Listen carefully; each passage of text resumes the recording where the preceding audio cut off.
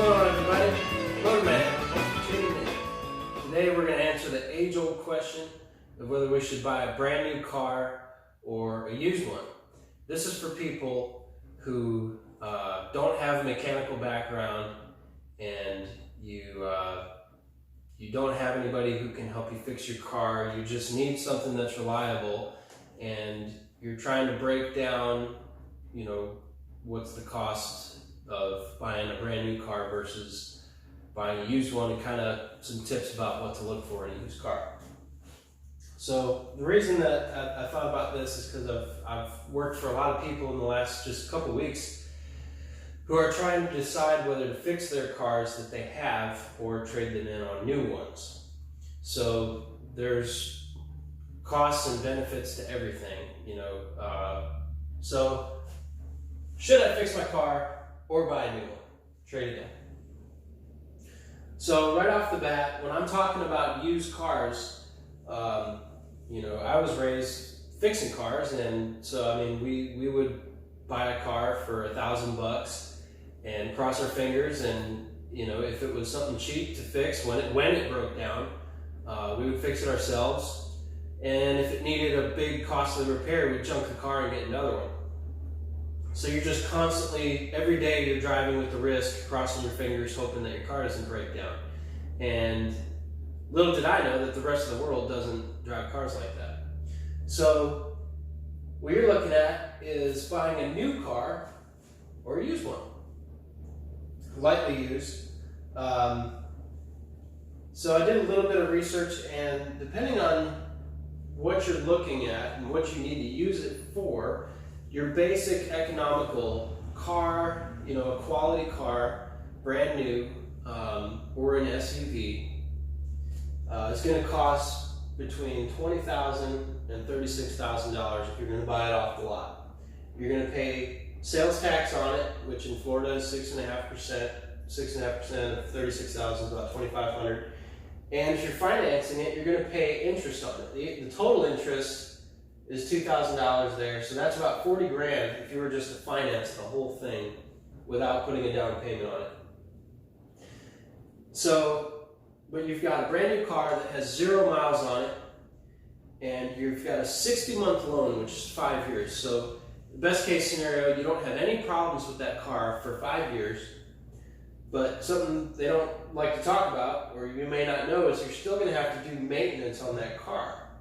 So a lot of times from the factory, they install very cheap tires, and depending on what size your tires are, a set of 16-inch tires, cheap replacement tires could anywhere be from like $400 for all 4 installed, to if you got like some 22s or 23s or something, now it could be as high as like $600, $800 for cheap tires. High quality tires are looking up over $1,000. The battery is going to need to be replaced probably within those 5 years or right at those 5 years. The oil changes on the car, you got to pay attention to how much is your, I don't like to use cheap oil or cheap filters. So if it needs synthetic oil and premium filters, those oil changes, if you get them at the dealer, can be $100. If you drive your car a lot, get a couple of those a year.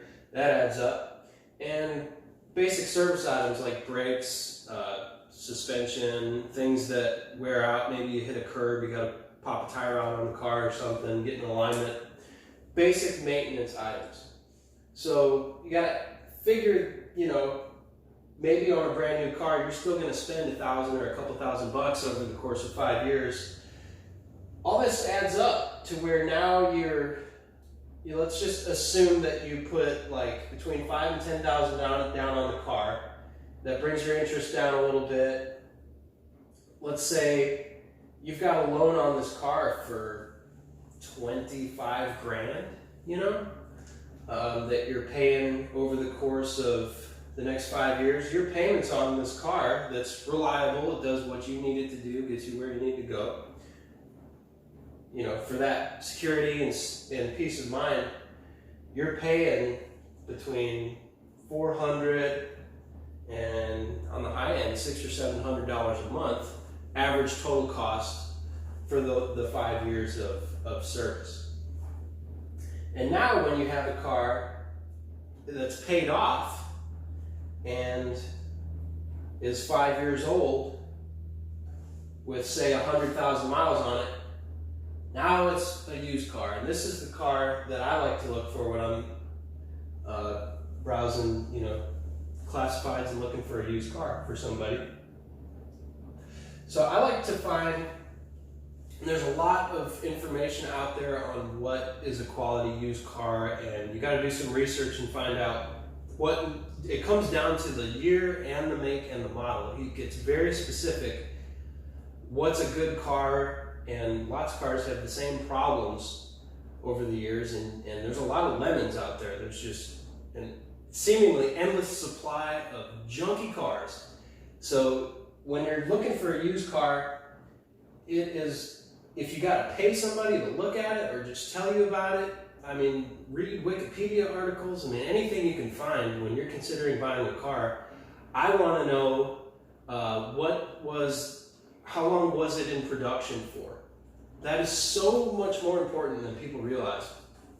Because if your car was a lemon and they only made it for 2 years, the availability of the parts for that car is very limited, and it drives up the cost of replacement parts, and there's fewer people that have worked on it, and they're going to have to spend more time fixing it, which translates to higher labor costs. So a car like, I'm just going to guess, let's say the 03 Honda Civic, let's say they made that, they'll call it a generation. They'll say they made the 6th generation Honda Civic for 8 years, and they all had the same engines and transmissions and bodies and electronics, and they just made little minor changes to the interior, the exterior, they came out with different paint options. Those are going to be the cars that are going to provide you with the best value, that are going to be the cheapest to repair, and are probably going to be the most reliable, because if people bought them a lot, there's usually a good reason for it. So when I'm looking for a used car, anything less than $5 grand, if it's only got 100,000 miles on it and it's between 5 and 10 years old, there's probably something wrong with it. There's a saying, if it's too good to be true, it probably is. And we're not here to talk about that, because anything cheaper than $5 grand, you're just gambling on it. Because any modern car today, the cost of an engine or a transmission or to repair all the AC on it, it becomes the cost of the car. It becomes more, it makes more sense to just replace a car when you run into these huge problems, and that's what we're trying to get down to. Is it worth fixing the car that I've got? So this is more kind of new car versus used car, but I'm also dealing with people who have, this is the car that they have, but they might have paid too much for it, and the repair that they need for it, they're still making the payments on the car. I have a car in my parking lot right now, and this poor lady, she owes, $8,000 on the car. She overpaid for it, and it's got 130-something thousand miles on it, and the engine failed. And it's a very expensive engine. It's like, I want to say I was pricing used ones for like $5,000, and remanufactured ones for like $7,500, and that's not even including labor. It's just for the engine. So she's in a position where it's not cost effective to fix that car. And that's the situation we're trying to avoid. You don't want to, it's like, in the real estate market, when you pay too much for a house and you owe more on the house than the house is worth. It happens to people all the time with their cars. So when you get something with 100,000 miles on it, you're risking in the future having to replace the engine and the transmission and the air conditioning, because stuff just wears out. Especially today, the higher performance, they're building these engines to keep up with the higher efficiency ratings that people are buying to keep up with the consumer market, they're making things that are more expensive to make and they're less reliable, which is unfortunate, but that's the world we live in. So, to make a short story long, you're looking for, let's say you just need a car. You know you can go get a new car, and if you just got a lot of money and you can just make a lot of payments and you just have a new car, great, probably have no problems with it, still got to pay for maintenance. But if you want to try to save a lot of money, you're looking at buying a used car. So for me, the ideal used car is between $5,000 and $10,000 and between 5 and 10 years old. And like I said before, you got to do research and find out what's a reliable car. By the time it gets this old, people kind of know whether or not that was a good one. That's the scary thing about buying a new car, is that it hasn't been on the road for long enough to really know if it's going to hold up. So the things, so today you get a new car, you drive it for the next 5 years, you put 100,000 miles on it. You don't even really have to think about having these major issues. But when you buy a car with 100,000 miles on it and you plan on driving it for the next 5 years, let's say you pay between 5 and 10 grand for it, you pay your taxes on it, you pay the interest on it if you finance it. But what if you got to replace the engine or the transmission or fix the AC, and let's just say it's going to need $1,000 a year of just average. I mean, that's kind of average what random things go bad on a car that's that old, maybe it needs some suspension parts replaced, it needs all the maintenance done, it needs tires, maybe you got to put an alternator on it.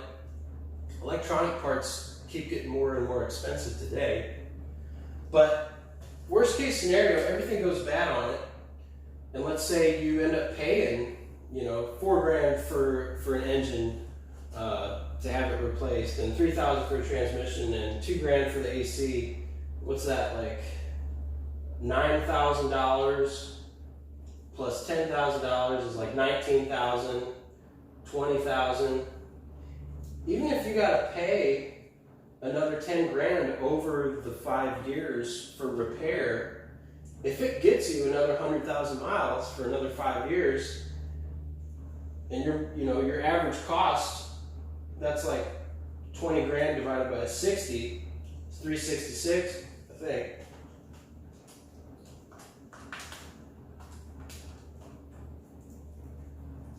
Yeah, 20 grand divided by 60 is 333. So you're still coming out ahead. You've got to take the chance of, like, do you have a good mechanic that is going to do the repairs right and get you back on the road, and can you afford to take the time of not having your car? Sometimes it can take a couple days to fix an engine or whatever, and for me this makes sense. I'm willing, of course I'm willing to take the risk because I'll fix it myself, but to me this makes a lot more sense than this. But you got to just kind of decide whether you'd rather just spend the money and have the security and not have to worry about things breaking down. A lot of cars have 100,000 10-year warranties on them. They'll cover major repairs and stuff. But this can work out really good because you're also gambling on the fact that maybe you pay $10,000 for this car and you drive it for 100,000 miles and maybe not a single thing goes wrong with it. And so now you drive it for 5 years. You paid 10 grand for it. 10 grand divided by 60 is $166 a month. So if you can get the same car, the same model car or a comparable car for, if it's 5 years older and it's got 100,000 miles, you can get it for half the cost or less than half the cost. To me, this seems like a smart option, but you need to be prepared because you're taking the chance that you're going to need expensive repairs. And you're just always going to need maintenance no matter what. Even a brand new car, you're going to need to change the oil and you're going to have to put tires on it. So I'd rather take the gamble and hopefully just pay less per month. And you know, if nothing breaks, then you came out way ahead. This is the difference of, you know, $300, $400, $500 a month that you could save if the stuff doesn't break. And I've been lucky in my lifetime. My first car was a 1987 Honda Civic, and I drove it for like 7 years. And I bought the car for $800. In that whole 7 years, I put about $1,200 worth of parts on it because I put tires on it and a battery and a radiator and a timing belt and a water pump. And I mean, I drove that car everywhere. So, you know, 7 years for like $2,000, that was a killer deal. But like I said, I mean, I knew how to fix it. So knowing somebody who knows how to fix it or can give you a good deal on fixing it is always a huge plus. And yeah, it's all about beating those super high costs of new cars. But anyway, that's what I think about that. So hope you enjoyed the video, and make sure to hit me up if you got questions about cars and need repairs done, you know, if you're living in this world. And also, if you're living in this world, you need your maintenance done, we can do your dealer scheduled maintenance. Anyway, make sure to hit subscribe and leave any comments below if you got any questions, and thanks a lot.